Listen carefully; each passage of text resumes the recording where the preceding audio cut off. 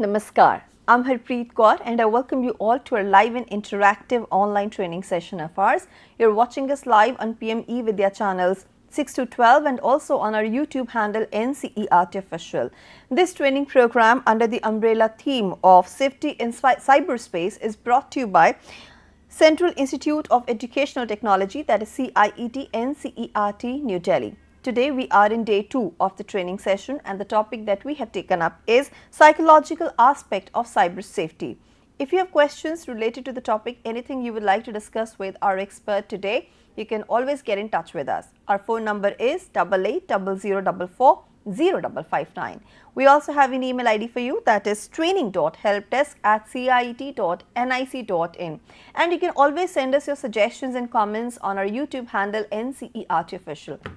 We all know that we have a presence on various social media sites and other domains in cyberspace. So in order to protect ourselves and our psychology, we need to stay updated and aware. But there are certain threats and they do impact us. There are certain, I would say, things happening on cyberspace which are absolutely unhealthy for our mental well-being, our emotional well-being. How we can cope up with the challenges that are coming with something that is simply difficult to avoid these days.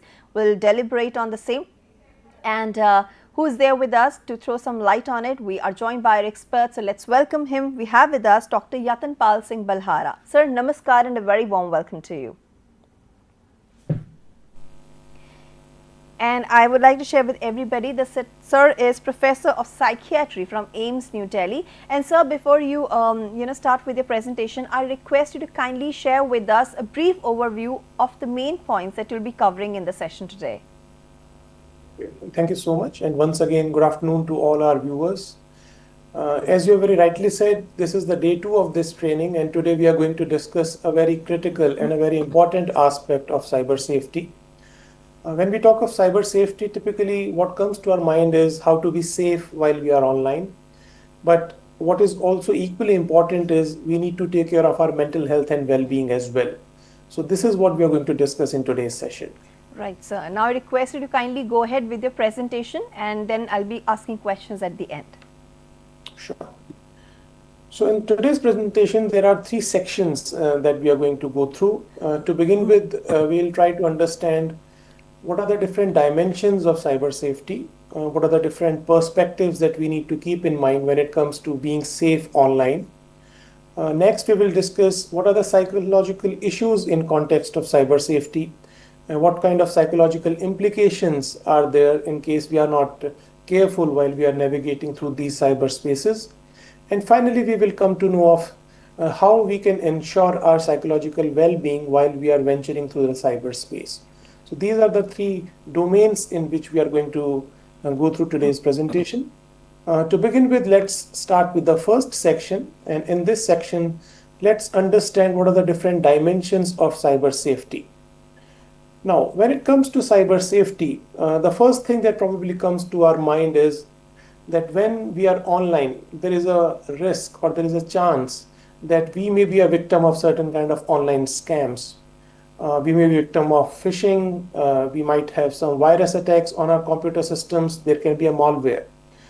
Now, typically, people would think that, okay, this is more about safety and security. But please remember, whenever somebody experiences these events, it's not a pleasant event. You are losing your data. You are probably losing even your money. So when people go through these experiences, not only they are being unsafe or their security is being compromised, it leads to certain negative emotions in them. And although the main issue here is of cyber safety, but there comes along the issue of psychological well-being and the consequences that we go through when we experience these events in cyberspace.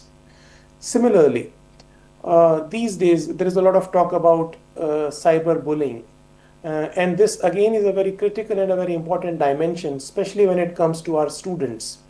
Now, we all are aware of what is bullying. When bullying moves to cyberspace, it is known as cyberbullying. Which typically means that there are repeated hostile or aggressive behavior which are performed by an individual or a group which is aimed to inflict harm or discomfort by means of electronic or digital tools. Now we know bullying is again not a very pleasant experience, but when it comes to cyberbullying, the experience can be even worse. And when you are a victim of cyberbullying, it brings along a lot of negative psychological implications with it. But that's not the only concern these days. As we are using internet and digital devices more and more, there are other concerns as well. And one of them is of cyber stalking, which typically means that someone uses internet or other electronic means to stalk or harass an individual, or at times even a group or an organization.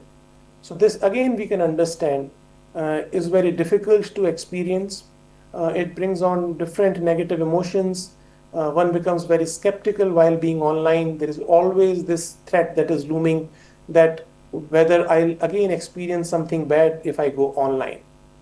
And specifically in context of adolescents, we should be aware of this third concept, that is of cyber grooming, which typically refers to a process of befriending a young person online, typically with an aim to facilitate some kind of online sexual contact, and which can even move into the physical space, and there can be very significant negative implications.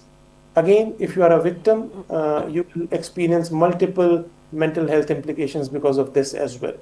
So this is the second set of dimension that we must be aware of when we think of cyber safety and cyber security.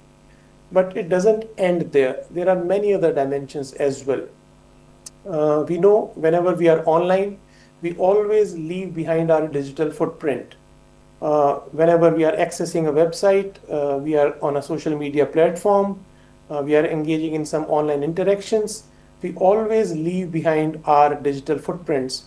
And at times we are not even aware that how these may be misused. And this again can lead to adverse mental health implications if we are a victim of somebody misusing our information. An added dimension to this is that of identity theft. At times what happens is you are a victim and you lose your personal information. It may be something that is very sensitive, very private. At times it may be your financial details of your credit card, the passwords that you are using. And then these individuals who are trying to do this thing to you, they may have access to the details that they should not be having. And again, while you are losing your data primarily here, but again, the mental health implications are quite significant in this case as well. Besides and beyond these few dimensions, there are a couple of other dimensions as well, where psychological well-being comes into play very significantly. There are occasions when we may not be the victims. Actually, we may be on the wrong side of the law. There are times when we try to venture into cyberspace and our behavior is not appropriate or adequate. We might be indulging in even in some illegal behaviors. We might be doing some inappropriate behavior online. And now in this case, it might seem that this person is actually the perpetrator. But please remember, when people experience the consequences, when the law catches up, you do experience a negative emotional state and negative mental health consequences in such cases as well. At times, we may indulge in certain behaviors which are not legal. For example, you may download something which you are not authorized to download. You may share certain information which you are not entitled to do so. And this again puts you in conflict with the law. And whenever that experience happens, it again impacts your psyche in many negative ways. And this becomes even more important if this kind of experience is repetitive. You undergo multiple such experiences, and eventually you end up having significant mental health implications because of this as well. One more dimension that we must keep in mind in context of cyber safety is in context of the time that we spend there. We know digital spaces, internet, our devices, they are taking a lot of our daily time. And there are reasons for that, because a lot of our activities are now shifting to online platforms. But what that means is we are now being exposed to the potential negative consequences of this overexposure. And at times, if we are not mindful, if we are not aware of how much time we are spending and for what purpose we are being online, it again can lead to certain negative mental health implications. So to summarize this part of my presentation, in context of cyber safety, mental health implications are of multiple nature, but even more important is there are multiple dimensions to this interaction. A, it may be related to being a victim of cyber fraud. B, it may be a situation where you are a victim of something like cyberbullying. At times, you might not be the person who is on the right side of the law. You, on your own, might be indulging in something which is not appropriate, but still you might experience adverse mental health consequences. And finally, if you are spending too much time in digital space and the reasons are not appropriate, it can also bring along a whole plethora of negative mental health implications with it. Now, having discussed what are the different ways in which this impact can happen on our mental health and well-being, now let's try to understand what kind of psychological issues we can experience specifically in context of cyber safety. And again, there is a wide spectrum that one can experience. To begin with, typically when we undergo a negative experience in our life, it leads to certain negative emotional reactions in us. There may be an emotion of panic. At times we may be fearful or afraid. There may be feelings of anger and even frustration that come into play. So you have been a victim of a cyber fraud, you have been experiencing cyberbullying. It's quite understandable that your mental state at that time will go through all these negative states of emotions. But these may not just end there. In fact, these reactions and emotional responses may persist and at times manifest in many different ways. For example, it has been seen at times that even though a particular person has been a victim in a cyberspace, there are different accounts that have been described that in many cases people tend to blame themselves for even being the victim in such scenarios. It may so happen that a person might blame himself or herself that why did I venture into cyberspace? Why did I befriend this person who eventually harmed me? There is something wrong that I have done. And even though you were somebody who was just harmlessly accessing internet for some reason, and because somebody else did something wrong to you, you tend to put the blame on yourself, and that feeling of self-blame sets in. In addition to that, there are times when people feel helpless. They think that since I've experienced this bad thing, there is nothing that can happen that can do good to me now. There is no way this situation can be reversed. I have lost my data, I have lost my money, I have been bullied online, and there is nothing that can help me. There is no one who can do anything good about me. And this again sets into that cycle where you feel bad today, but there is no hope tomorrow as well, and you end up being in that vicious cycle of feeling low, feeling sad, or feeling anxious.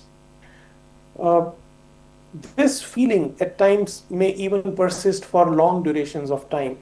And it has been seen particularly in situations where you have experienced, for example, cyber bullying or cyber stalking. Even though the law enforcement agencies, they're able to identify and get hold of the culprit, and you know that this person is no longer going to kind of harass you, those feelings, they remain with you. Those concerns, they stay with you. And despite of knowing that it probably is safe out there right now in online world, you are still afraid of venturing into that world because your past experience tells you that the challenge can strike again anytime. And what if it happens again to you? So in these situations, people are hesitant going back to the same digital space. And at times it can hamper their activities because these days we know we might have to access internet for various reasons. And if you are not able to do that, even for the right reasons, it may impact your productivity, it may impact your learning as well, and it may impact your career opportunities going ahead. So these experiences at times, they tend to stay with you for a long time and for a long part of your life, and it becomes very difficult for you to go back to cyberspace in a normal way that you used to do earlier before these negative experiences happened to you. These are not just emotional states, and by that what I mean is that it's not a transient state at times. people who experience these adverse events in cyberspace, they may end up experiencing some mental disorders as well.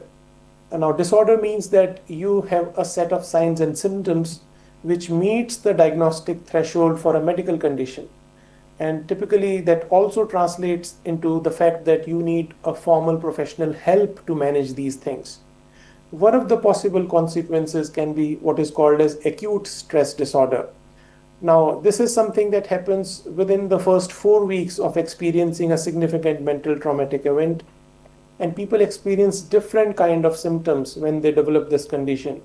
They have intrusive symptoms, which means that you have recollections or memories of the negative event that happened with you. There is a negative mood state that comes with you. You may feel sad, you may feel low, you may feel lonely. At times, people tend to dissociate from reality as if they are not part of the world that they are in right now, and they may experience certain dissociative states as well. One may try to avoid any recollections or remembrance of people or places or things that kind of brings back the memory of the negative event that happened to you. And of course, there can be a state of hyperarousal, which means that one is not able to relax, one is always on high alert, one can be easily startled, the sleep is not comfortable, and one may wake up multiple times during the night. So all these are very disturbing symptoms, and when they take the shape of a syndromal diagnosis, then it requires a formal consultation and formal help as well. And that's not the only diagnosable mental health situation that may happen. We all are aware that when we go through difficult times, when we experience some kind of a stress in our life, we tend to experience certain other mental health issues as well. And two of the most common of these are depressive disorder and anxiety disorder. Now, again, to repeat, these are not just transient state which are in response to something bad that has happened to us. These are again diagnosable mental health disorders, which means you have a set of signs and symptoms that suggest that you have a pathological condition now, and you need a formal help to kind of get rid of these mental health conditions. And it again can be very disruptive. It is very distressing, and in addition to that, there can be a significant level of dysfunction that comes with it. And this dysfunction can be in your academic life, in your interpersonal life, at your workplace. So your day-to-day routine is not the way it used to be, and even your productivity comes down if you experience these mental health conditions. Now, there is another perspective that we must keep in mind. At times, you are not a victim of a fraud or victim of a negative experience, but you are just spending too much time in cyberspace, and that in itself can lead to a different set of problems that come along with it. Now, it can happen in two ways. One is that you are spending excessive time, which means quantitatively you are spending too much time. And again, this too much time can vary from one person to other depending on their context. But equally important is that what are the kind of expectations or intentions with which you venture into cyberspace. Just to give you an example of this, there are times when people access social media platforms not just to post their views over there, but also as a means of self-validation. They want others to like what they are posting. They need others to share what they have posted. Otherwise, they feel very bad about themselves. They think that they are worthless. People don't appreciate their views. They are not likable.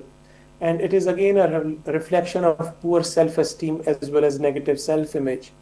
So many times when you experience these mental states, you might try to find solutions in an online space, and if you don't get validation over there, it sends you into that spiral where you foresee that there is nothing good about you and there is no one who appreciates you. Other example that I can give of is, and that is very easy to understand, is disturbances that happen with our sleep-wake cycle. When we are spending too much time online, we are taking that time away from our sleep as well. So there are times when, because of our excessive engagement with cyberspace, we may delay the time when we used to sleep, or we may reduce the number of hours of our sleep. And at times we may even get up early because we have to kind of engage in an activity online. So this kind of disturbs our sleep-wake cycle, and we know how critical a good sleep is. Sleep is not just for the good of the body; it is good for it is needed for the good of the mind as well. And these days, there is literature and evidence that says that if you don't get adequate sleep, it can impact your physical and mental health in many ways. Another important and a daily activity that is impacted by this is our eating habits. There are times when, because we don't want to take the time away from our digital presence, we tend to eat unhealthy. We tend to eat at irregular times. We tend to eat food which may not be particularly healthy, and it impacts our eating habits as well. People can gain weight, and we know that being overweight brings along a whole set of physical health conditions with that as well. So that is also an important dimension that may be impacted because of spending too much time online. Because you need to remember that when you are spending too much time online, it automatically means that you are taking that time away from some other activities which you might have been doing in the physical spaces. For example, exercise, for example, playing around with your friends, for example, doing other kind of physical routines. So a combination of sedentary practice and a reduction in physical activity contributes to these phenomena that we are talking about. Another important thing that we are quite sensitized these days is in context of what we typically describe as excessive and problematic internet use. What that means is that at times our use of technology, our use of digital devices, it increases to an extent that it is just not problematic. It may even take shape of some addictions. There may be times with some individuals where you no longer are able to exercise control over your internet or digital device use behavior. And what that means is that you may not be able to choose when you should use it, when you should not use it. You may not be able to decide when is it getting too much. You may not be able to decide, okay, this is not the right day or the right time of the day to use this device. And that is a manifestation of loss of control. Similarly, since we are spending too much time in digital space, we are neglecting some other important activities. These may be our studies, these may be our job, these may be what we are expected to do in our households and outside of our households. And eventually, when this problem escalates, it can reach even a level where, although you know it's quite obvious that there are problems because of your digital device or internet use, you can't help it. Even if you want, you can't reduce it, and you end up over engaging in these behaviors more and more. So that's how, and that's why these behaviors can even take the shape of an addiction at times.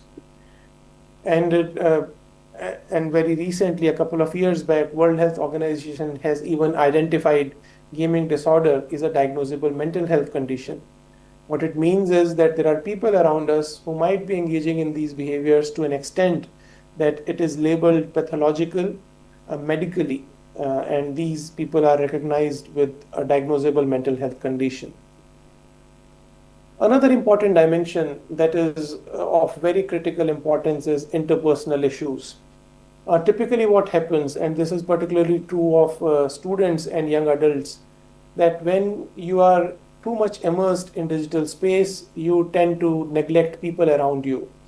You take the time that you were spending with them away and put it into those digital spaces. And what that means is it leads to interpersonal problems. A, because you're not spending the kind of time that you were spending earlier with people around you. And B, you're not spending the quality time that you were spending with them. You're no longer engaging with them for different kind of activities that were collaborative, that were participatory in nature. Plus, when others, they try to stop you, they try to remind you that you must look into what you are doing. It probably is not good for you. That may annoy you, that may irritate you. And when you kind of respond back, you may do it so in a very negative way, in a very aggressive way. And that also can lead to multiple interpersonal issues. While there are multiple kind of problems that can set in terms of psychological implications, we must keep in mind that these are all interconnected problems.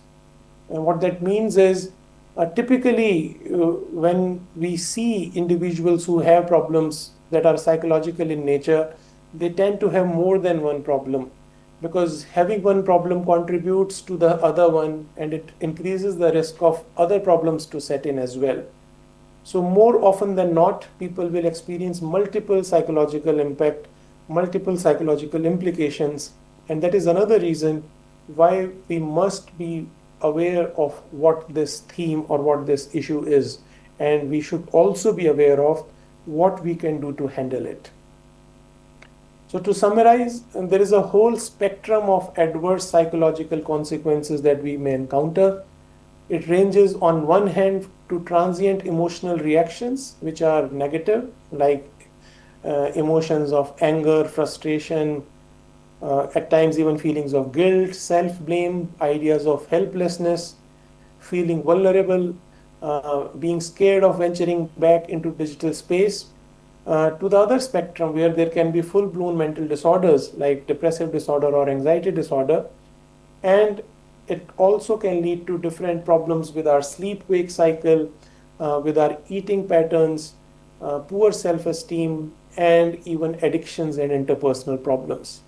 So this kind of highlights that why it is so critical to not just find the problems that it may lead to, but also talk about what can be the solutions to it. And again, there is a lot that can be done. A lot of this is quite simple in the sense it is just common sense that we have to put into our practice. But at times we might have to engage in more complex interventions, and let's have a look of what all can we do to ensure our psychological well-being when we are venturing into cyberspace. The first and foremost, I would say that we need to be aware. This is what we need, because if we are not aware, if we don't know what can be the consequences, we probably won't take any remedial actions as well. Please remember, most of us, we venture into cyberspace for one reason or the other. And as the time goes by, many of us are going to spend even an increasing amount of time in that space. So we should all be aware that while it's a great space to be in, while these platforms, they offer lots of positives, they offer us lots of avenues, but there may be times and there may be patterns of engagement that can lead to problems. So being aware is the first step. We should not be ignorant. We should not simply assume that it won't happen to us. It can happen to anyone if one is not aware, if one is not careful. So we all should be aware of the potential pitfalls and the potential implications. More than being aware, there are some other things that we need to ensure. Now, we are talking about psychological implications in context of cyber safety. Now, it's quite easy to understand that these negative implications, they are more likely to happen if we engage in high-risk cyber behavior.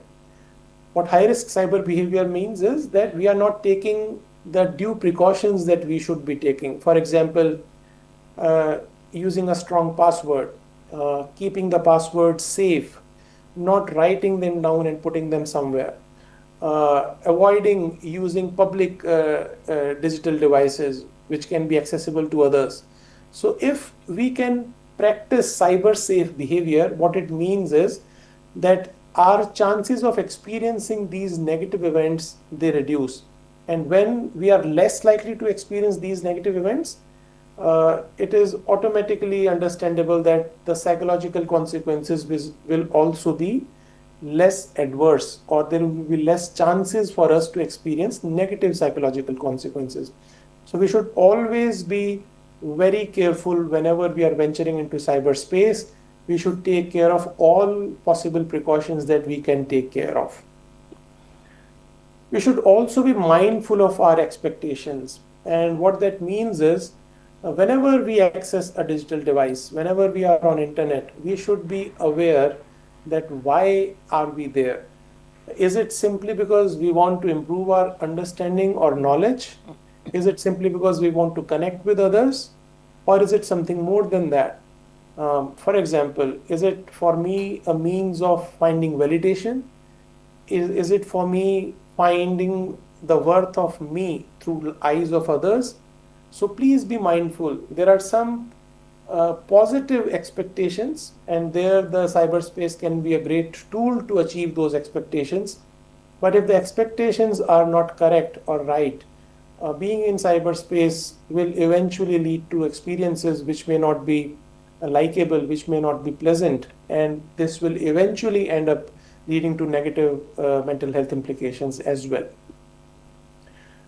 Developing resilience is another strategy that is often talked about, and what that means is, even before the problem sets in, there is a lot that we can do to strengthen our own coping abilities.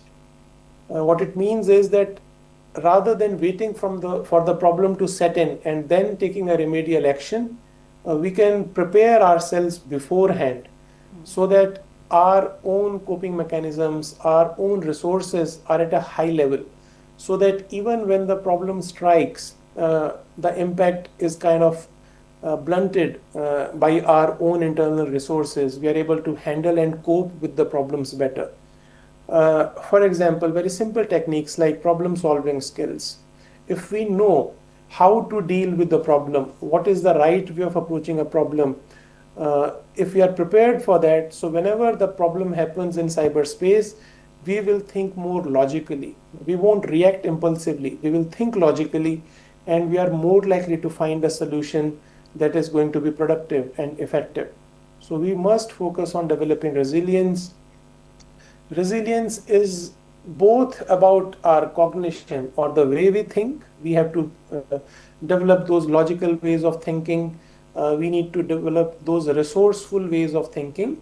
At the same time, it also includes developing resilience from emotional perspective, how to handle stress, how to handle rejection online, how to be fine even if others think that what you have posted is not worth their like or worth their share.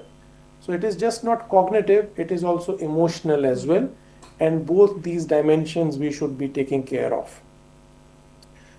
We must always be mindful of how much time we are spending in cyberspace. Again, when you look at your life, it may be true that there is some amount of time you need to be online. And this some amount may be even more than some amount for some people because of the nature of work that they do. But please be mindful that we all have a fixed number of hours during our day. So the more we are online, the less we are going to be offline. So please try to strike a balance. Please prepare that simple daily routine chart where you know that, okay, this is the time for me to do this physical activity. This is the time for me to kind of take care of household responsibility. This is the time for me to study. And yes, this is the time when I will use internet or a digital device. Because at times what happens is, when you are not being mindful, you may end up spending more time than you intended to. There are times when people just keep scrolling over their mobile phones, and if you ask them, what is it that you're looking for? And they will have no answer to that, because they are just doing it because there is nothing else for them to do. So please be mindful how much time you spend, and along with that, for what purpose. For example, spending time online for purpose of education is different from spending time online for using a social media platform. So please also be mindful that for which activity you are spending how much time, and that is very critical. We should try to avoid using cyberspace as a substitute for physical spaces. Now, I would agree that as the days are passing by, more and more offline activities are shifting to online mode. if not shifting, then at least there is an alternate in the online space. But we should try that the activities that we can do in the physical space, we should try to do it there itself. If you can interact with your friends in person, that's better than talking to them using a social media platform. If there is an activity that you can do in the playground, that's better than doing it over a phone. So let's try to make it a point that whenever we can, we won't use cyberspace as a substitute to the physical space and physical world. I mentioned earlier, and I would repeat again, following a daily routine is one of the simplest ways to ensure that everything is in place and there is a balance. If we know beforehand that at this time or at this hour of the day, this is what I'm supposed to do, it will automatically tell us that no, this is not the time to be online. This is the time to be offline and do this particular activity.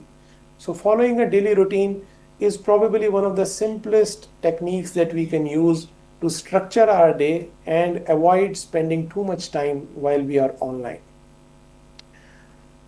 The bottom line, in my view, is that our approach should be that we should target leading a balanced, healthy life. And I know this is not a new thing that I'm talking about. We have been talking this for a long time, but it becomes even more critical in modern time and modern day when people tend to do too much of anything.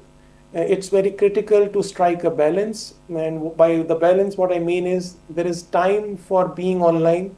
There is time for using cyberspace, and there is nothing wrong with that, but it should not come at the cost of something else that is critical or important for us.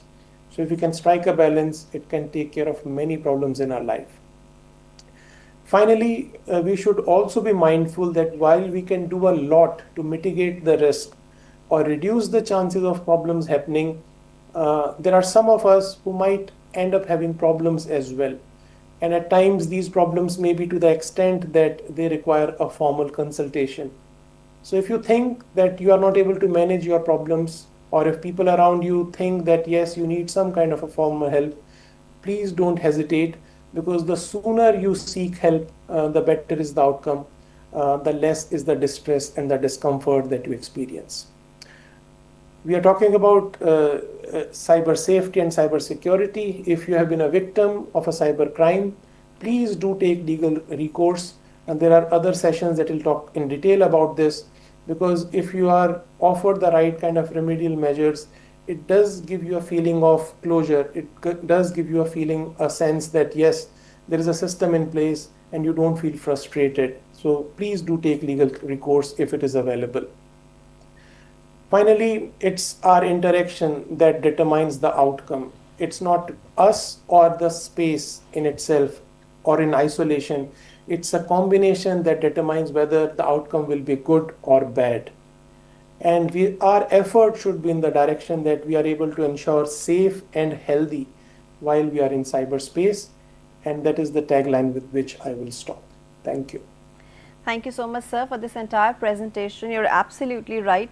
When it comes to our physical health, we choose to take balanced diet. We take care of the nutrients we consume. And I think the same goes for our mental and emotional health as well. We need to follow a balanced diet. What kind of content we are consuming, why we are consuming, and how much is it advisable to consume. So you actually highlighted all the important points that are absolutely necessary while maintaining a healthy presence in the cyberspace. And you're absolutely right, it's not just between us and the cyberspace, it's the community, it's the human interaction that also matters. And though you have answered all my questions, but still there's something else that of course need a kind of recap for our viewers to remember all the important points that you mentioned. So here are a few questions that I would like to ask you. You talked about all these, red flags, what happens. Of course, you get anxious, you get dishonest and mood swings when you are consuming excess of content that is available in cyberspace without being mindful. So, what are the red flag signs of adverse psychological impact in context of cyber safety? In fact, there are many red flags that we can be aware of. For example, typically we all have our typical ways of behaving, typical ways of reacting. So when there is a change from a routine, for example, there is a child, earlier this child used to get back to the parents whenever something that is not good that's happening to him or her.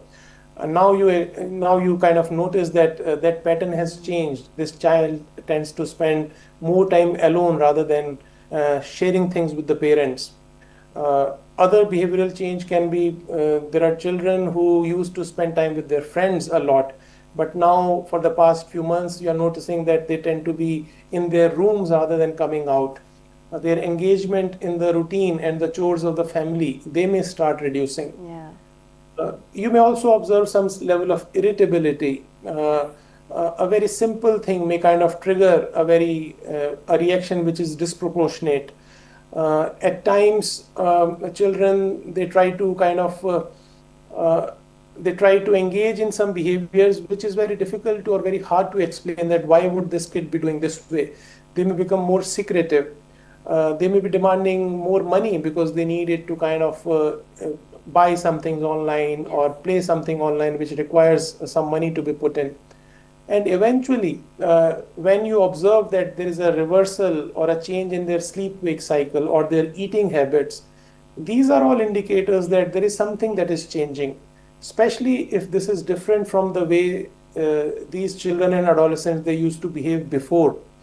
So these are some indicators. At times what happens is the implications are not directly observable in the child's behavior. It may be in their performance in the school. The teacher may report that this child is no longer attentive in the classes, or the grades are falling down. Earlier, this child used to be very, very participatory. Whatever activity is given, this child would be like welcoming these. But now this child kind of takes a back seat, is not so much participatory.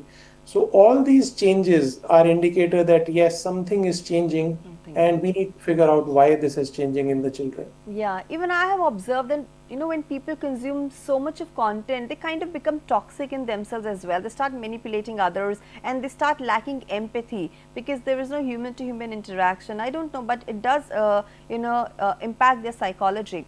And when you are addicted to something like this and you are always in that chaos and your mind is preoccupied, and you realize that you need some kind of help, you go for a retreat at times, you start practicing yoga, meditation, just to calm your nerves down and be mindful of what you're doing and be in the present moment. So what are some self-help tools that you would suggest that, of course, one can use to overcome these kind of challenges and, of course, staying away from the screen again?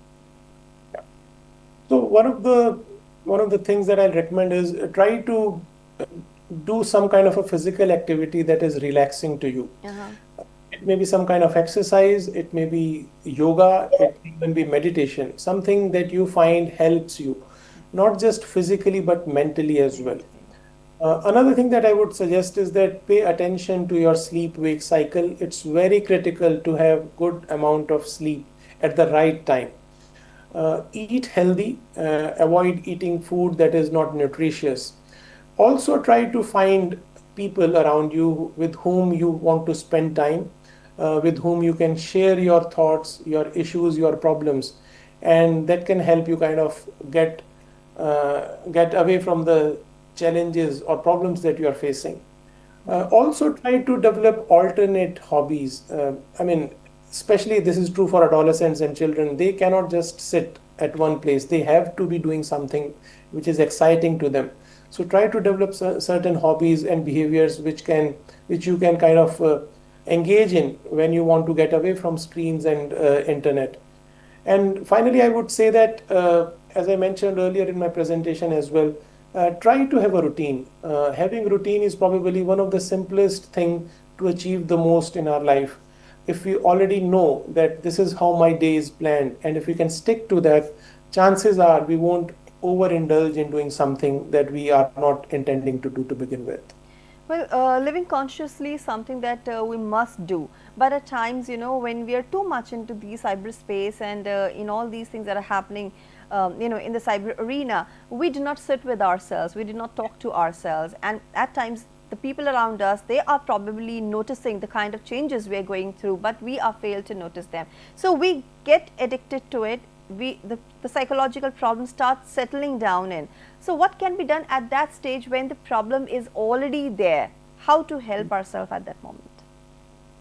So you're very right. There are different self-help tools that we can make use of, but please remember, uh, the problem may be bigger than the kind of resources that we have within us, and that is why it's very critical to make use of the resources that are around us. To begin with, this includes your parents, your siblings, your friends at your school, your teachers. So please be aware that there are people around you who might be willing to help you. So don't hesitate to reach out to them, Yeah. and don't hesitate to share things with them. Yes. There may be occasions when this may not be enough, and in these cases, you might need professional help. You might have to consult a mental health professional, a clinical psychologist, or a psychiatrist. And there are situations where you may need a formal evaluation as well. And again, if there is any doubt, it's better to take that consultation and see whether the problem is there and what kind of solution is needed, because all these issues can be addressed very well by an expert, and there is no point in delaying seeking that help.